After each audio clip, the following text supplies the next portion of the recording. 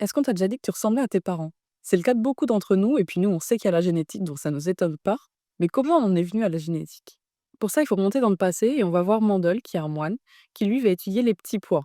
Les petits pois qu'il utilise vont avoir soit des fleurs violettes, soit des fleurs blanches. Et lui va se demander comment ça se fait que ma fleur soit blanche ou violette. Pour ça, il va utiliser un plant de petits pois violets et un plant de petits pois blancs qui n'ont jamais été croisés, donc qui comportent que l'information blanche ou que l'information violette. Donc il va prendre ces plants purs et il va mettre le pollen de l'un au contact du pistil de l'autre et il va observer que les graines qui en résultent donnent des petits pois qui vont tous des fleurs violettes. On va l'appeler la première génération.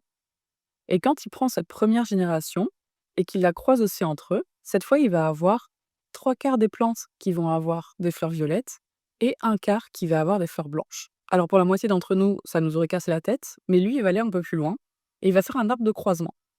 Donc on va faire comme lui afin de voir comment lui, il en vient à la génétique.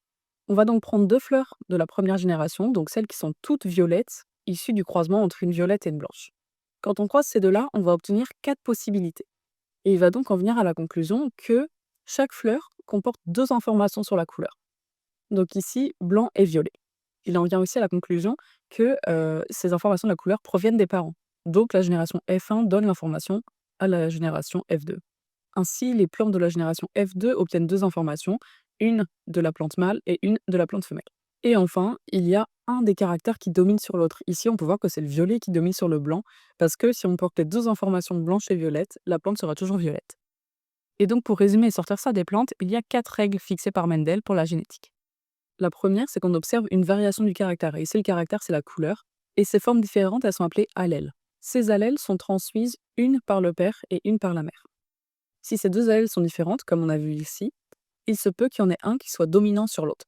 Donc ici, le violet domine sur le blanc et les fleurs qui ont les 2 informations seront toutes violettes. Comme les 2 informations de la mère ne peuvent pas être retrouvées dans la génération d'après, il en conclut aussi qu'il y a séparation de ces 2 allèles lors de leur reproduction. Et ce qui est fou, c'est que tout ça, ça a été découvert bien avant les chromosomes.